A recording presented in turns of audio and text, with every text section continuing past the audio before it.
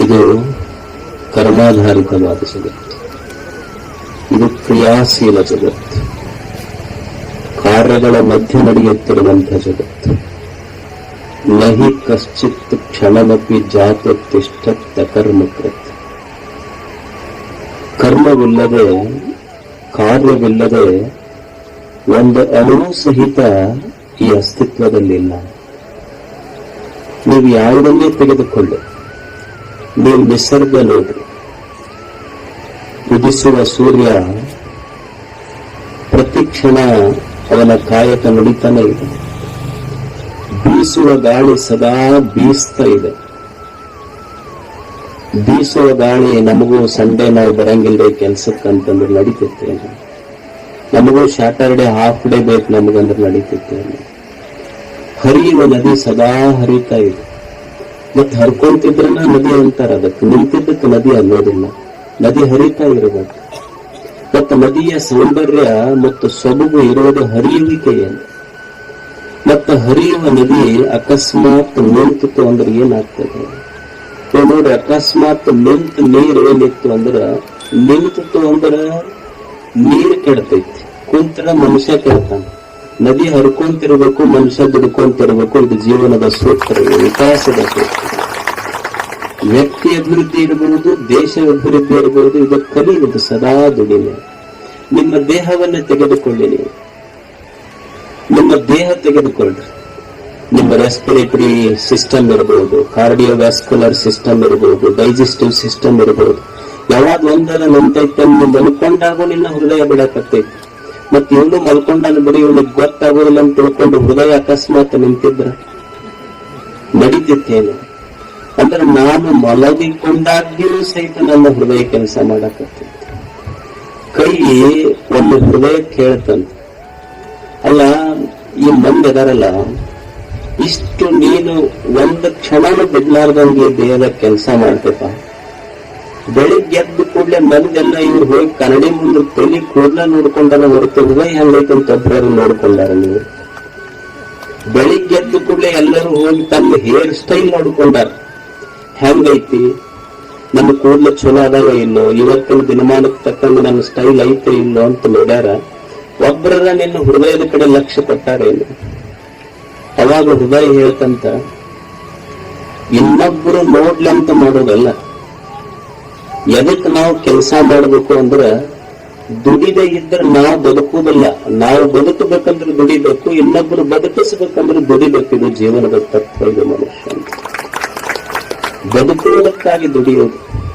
ಅದು ಹೇಳ್ತು ಹೃದಯ. ಹಂಗೆಲ್ಲ ಇನ್ನೊಬ್ಬರನ್ನ ನೋಡಬಾರದು. ನಾವು ದುಡಿಯುವುದು ಅಷ್ಟ ಕೆಲಸ ಮಾಡಬೇಕು. ಯಾರು ದುಡಿದಿಲ್ಲ ಅವ್ರು ಬಹಳ ದಿವಸ ಇರುದಿಲ್ಲ. ಅವ್ರನ್ನ ಈಗ ಅಷ್ಟ ಸ್ಟೈಲ್ ಇರ್ತೈತಿ. ಅದು ಮುಂದೆ ಒಂದಿಷ್ಟು ದಿವಸ ಏನಾಗ್ತೈತಿ, ಬೆಳೆ ಕೂದಲು ಬರ್ತಾವ, ಮತ್ತಿದ್ದ ಕೂದಲು ಹೋಗ್ತಾವ.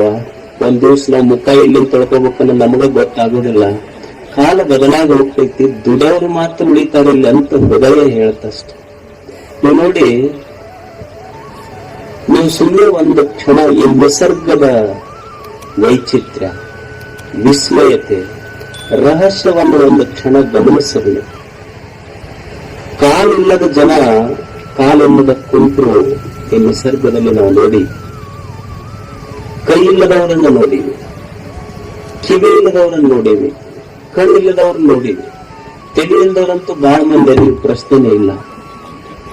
ಆದ್ರೆ ನಿಸರ್ಗದ ವೈಚಿತ್ರ್ಯ ಹೆಂಗಂದ್ರ, ಕಾಲಿಲ್ಲದವ್ರ ನಿಸರ್ಗ ಹುಟ್ಟಿಸೈತಿ, ಕೈ ಇಲ್ಲದವ್ರ ಹುಟ್ಟಿಸೈತಿ, ಕಣ್ಣಿಲ್ಲದವ್ರು ಹುಟ್ಟಿಸೈತಿ, ತಲೆ ಇಲ್ಲದವ್ರು ಹುಟ್ಟಿಸೈತಿ. ಹೊಟ್ಟಿಲ್ಲದ ಒಬ್ಬರ ಹುಟ್ಟಾರೇನು? ಇಲ್ಲ. ಯಾಕಂದ್ರೆ ನಿಸರ್ಗ ಏನು ಕಲಿಸೈತಿ ಅಂದ್ರೆ, ಕಣ್ಣಿರ್ಲಿ ಬಿಡ್ಲಿ ಪ್ರಶ್ನೆ ಇಲ್ಲ, ಕಾಲಿರ್ಲಿ ಬಿಡ್ಲಿ ಪ್ರಶ್ನೆ ಇಲ್ಲ.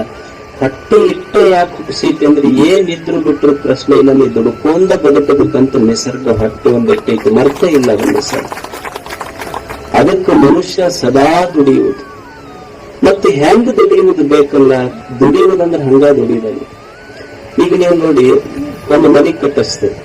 ಒಂದು ಮನೆ ಕಟ್ಟಬೇಕಾದ್ರ ಒಬ್ಬವ ಲೇಬರ್ ದುಡಿತಾನ, ಅವನಿಗೆ 500 ರೂಪಾಯಿ ಕೊಡ್ತೇವೆ. ಒಬ್ಬ ಮೇಷನ್ ದುಡಿತಾನ, ಅವನಿಗೆ 1,000 ರೂಪಾಯಿ ಕೊಡ್ತೇವೆ. ಒಬ್ಬ ಆರ್ಕಿಟೆಕ್ಟ್ ಇಂಜಿನಿಯರ್ ದುಡಿತಾನ, ಅವನಿಗೆ 50,000 ಕೊಡ್ತೇವೆ. ಅಷ್ಟು ದಿವಸ ದುಡಿತಾರ, ಅವನಿಗೆ ಪಗಾರದಲ್ಲಿ ವ್ಯತ್ಯಾಸ ಇತ್ತು. ಅದಕ್ಕೆ ಬರೇ ದುಡಿಯುವುದಲ್ಲ. ಈಗ ದಳವಾಯಿ ಅವರು ಬಹಳ ಸುಂದರವಾದ ಮಾತು ಹೇಳಿದ್ರು. ಜನಸಂಖ್ಯೆ ಜಾಸ್ತಿ ಆಗ್ತಾ ಇದೆ, ಭೂಮಿ ಕಡಿಮೆ ಆಗ್ತಾ ಇದೆ, ಮತ್ತು ಒಮ್ಮೊಮ್ಮೆ ಇಳುವರಿ ಜಾಸ್ತಿ ಆಗ್ತಾ ಇದೆ, ಮಾರ್ಕೆಟ್ ಇಲ್ಲ. ಹೆಂಗ ದುಡಿಯುವುದು ಅಂದ್ರೆ ಮನುಷ್ಯ ದುಡಿಮೆಯಲ್ಲಿ ಬರೇ ದುಡಿಮೆ ಅಲ್ಲ, ಅದು ಕೌಶಲ್ಯ ಪೂರ್ಣವಾಗಿರೋದು. ಅದಕ್ಕೆ ನಮ್ಮಲ್ಲಿ ಯೋಗ ಕರ್ಮಸು ಕೌಶಲ್ಯಂ ಅಂತಂದ್ರೆ, ನೀನು ಬರೇ ದುಡಿಮೆ ಅಂದ್ರೆ ಬರೇ ದುಡಿಯೋದಲ್ಲ. ದುಡಿಮೆ ಹೆಂಗಿರ್ಬೇಕು ಅಂದ್ರ ಮೊದಲು ದುಡಿಬೇಕು. ದುಡಿಯೋದು ಹೆಂಗಿರ್ಬೇಕು ಅಂದ್ರೆ ಅದನ್ನ ಪ್ರೇಮ ಮಾಡಬೇಕು ನೀವು. ಮತ್ತು ಮಾಡುವ ಕೆಲಸ ಚಂದ ಮಾಡಬೇಕು, ಹೊಸತನ ಇರಬೇಕು, ಸೃಜನತೆ ಇರಬೇಕು, ಕ್ರಿಯೇಟಿವ್ ಆಗಿರ್ಬೇಕು. ಅದನ್ನ ಮೊದಲು ಕೆಲಸ ಮಾಡು, ಹೊಸದು ಮಾಡು, ಪ್ರೇಮದಿಂದ ಮಾಡು. ಏನೋ ಕೆಲಸ ಮಾಡೋದನ್ನ ಬೇಕಾದಿರ್ಲ. ಈಗ ತಾಯಂದಿರು ಇರ್ತಾರ, ಅಡಿಗೆ ಮಾಡೋದು ಕಲಿಸ್ಬೇಕು ಮಕ್ಕಳಿಗೆ. ಹೆಂಗ ಅಡಿಗೆ ಮಾಡಬೇಕು ಅಂದ್ರ ಅದನ್ನ ಮಾಡಿದ್ರೆ ಇನ್ನೊಬ್ರು ಉಂಡಿರ್ಬೇಕು. ಅದನ್ನ ಹಂಗ ಅಡಿಗೆ ಮಾಡ್ಬೇಕು. ಒಬ್ಬ ತಾಯಿ ಅಡಿಗೆ ಮಾಡಲ್ಲ, ಅಡಿಗೆ ಮಾಡಿದ ಮೇಲೆ ಯಜಮಾನಿಗೆ ನೀಡದ್ಲಕ್ಕೆ ಅಡಿಗೆ ನೀಡದ್ಮೇಲೆ ಅದು ಗಂಡ ಕೇಳ್ತದೆ, ಏನಿದು ಅಂತ. ಪಲ್ಯ ಮಾಡಿಲ್ಲ ಏನು, ಎದುರು ಪಲ್ಯ ಇದು ಅಂತ. ಅಲ್ಲ, ಯಾವಾಗ ಹಾಕಿರಲ್ಲ ಮಾಡಿ ಸುಮ್ಮ ಉಂಡ್ಬಾರ್ದ ಅಂತಂದ್ರ ಅವ್ರು. ಅಲ್ಲ, ಹೇಳದನ್ನ ಹೆಸರು ಹೇಳ ಪಲ್ಯದ. ಅಲ್ಲ, ಪಲ್ಯದ ಹೆಸರು ತಗೊಂಡು ಏನ್ ಮಾಡವ್ ನೀನು? ಅಲ್ಲ, ಅಲ್ಲಿ ಮ್ಯಾಲ ಹೋಗಿದ್ ಏನೊಂದು ಸತ್ಯ ಅಂತ ಹೇಳಿದ್ರೆ ಪಲ್ಯದ ಹೆಸರ ಹೇಳಕ್ ಬರ್ಬೇಕಲ್ಲ. ಅಂದ್ರೆ ಕಲಿಸ್ಬೇಕಂತ ಏನೋ ಮಾಡ್ಲಿ, ಅದ್ರಾಗ ಹೊಸತನ ಇರಬೇಕು, ಚಂದ ಮಾಡಬೇಕು.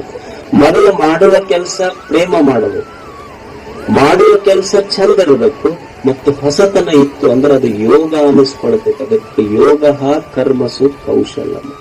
ಮಾಡೋ ಕೆಲಸ ಹೊಸದಾಗಿ ಮಾಡು, ಚಂದ ಮಾಡು, ನೀಟ್ ಮಾಡು, ಮತ್ತದನ್ನು ಪ್ರೇಮ ಮಾಡು. ನೀನು ಇಲ್ಲಿ ಕೃಷಿಯ ಬಗ್ಗೆ ಬಹಳಷ್ಟು ಚಿಂತನೆಗಳು ನಡೆದು ನೋಡಿದೆ. ಇವತ್ತು ಆಶ್ಚರ್ಯದ ಸಂಗತಿ ಏನು ಅಂದ್ರ, ಎಲ್ಲರೂ ನಾವು ರೈತರ ಬಗ್ಗೆ ಮಾತಾಡ್ತೇವೆ. ಇವತ್ತು ನಾವು ಎಲ್ಲರೂ ಒಂದು ಮೊಬೈಲ್ ಇಡ್ತೀವಿ. ಒಂದು ಮೊಬೈಲ್ ತಯಾರು ಮಾಡ್ಬೇಕಾದ್ರೆ, ಒಂದು ಕಂಪನಿ ಮೊಬೈಲ್ ಮಾರ್ಕೆಟಿಗೆ ಬಿಡ್ಬೇಕಾದ್ರೆ ಆ ಮೊಬೈಲ್ ರೇಟ್ ಅವ್ರು ಫಿಕ್ಸ್ ಮಾಡಿನೇ ಮಾರ್ಕೆಟಿಗೆ ಬಿಡ್ತಾರೆ. ಇವತ್ತು ನೀವು ಒಂದು ಗಾಡಿ ತಗೊಳ್ತೀರಿ, ಯಾವುದೋ ಒಂದು ಲ್ಯಾಪ್ಟಾಪ್ ತಗೊಳ್ತೀರಿ, ಕಾರ್ ತಗೊಳ್ತೀರಿ, ಇದನ್ನ ಎಲ್ಲ ಏನೇನು ಪ್ರೊಡಕ್ಷನ್ ಆಗ್ತೈತೆ ಅವೆಲ್ಲಾ ಕಂಪನಿಗಳು ಅದ್ರ ರೇಟ್ ಫಿಕ್ಸ್ ಮಾಡಿನೇ ಮಾರ್ಕೆಟಿಗೆ ಬಿಡ್ತಾರೆ. ಆದ್ರೆ ತಾನು ಪ್ರೊಡಕ್ಷನ್ ಮಾಡಿರೋ ರೇಟ್ ಫಿಕ್ಸ್ ಇಲ್ಲಾರ್ದೆ ಮಾರ್ಕೆಟಿಗೆ ಬಿಡೋ ಒಬ್ಬನೇ ಉದ್ಯಮ ಅಂದ್ರೆ ರೈತ ಅಷ್ಟೇ. ಅಲ್ಲೇನೂ ಫಿಕ್ಸ್ ಆಗಿಲ್ಲ, ಅದನ್ನ ಫಿಕ್ಸ್ ಮಾಡೋರು ಬೇರೆ ಯಾರ್ಯಾರು ಮಾಡ್ತಾರೆ. ಹಾಗಾಗಿ ಇವತ್ತು ಸಾಹೇಬರು ದಳವಾಯಿಯವರು ಹೇಳ್ದಂಗ ಈ ಕೃಷಿ ಅನ್ನೋದೇನಿದೆ ಇದು ಮೂಲ ಕಸುಬು. ಬರೀ ಈ ದೇಶದ್ದಲ್ಲ, ಈ ಮಾನವ ಜನಾಂಗದ ಮೂಲ ಕಸುಬಿದೆ. ಕೃಷಿ ಮಾನವ ಜನಾಂಗದ ಮೂಲ ಕಸುಬು. ಯಾಕಂದ್ರೆ ಮನುಷ್ಯ ಜೀವನ ಬಂದ ಮೇಲೆ ಅವನು ಮೊಟ್ಟ ಮೊದಲು ಪ್ರಾರಂಭ ಮಾಡಿದ್ದು ಹೊಟ್ಟೆಯನ್ನು ತುಂಬಿಸಿಕೊಳ್ಳುವ ಅನ್ನಕ್ಕಾಗಿನೇ ಅವನ ಜೀವನ ಪ್ರಾರಂಭ ಆಯ್ತು. ಅದಕ್ಕಾಗಿನೇ ಎಲ್ಲ ಇತಿಹಾಸ ನೋಡಿದ್ರೆ ನೀವೆಲ್ಲೆಲ್ಲಿ ನದಿಗಳದಾವ ಅಲ್ಲೆಲ್ಲಿ ನಾಗರಿಕತೆಗಳು ಬೆಳೆದು.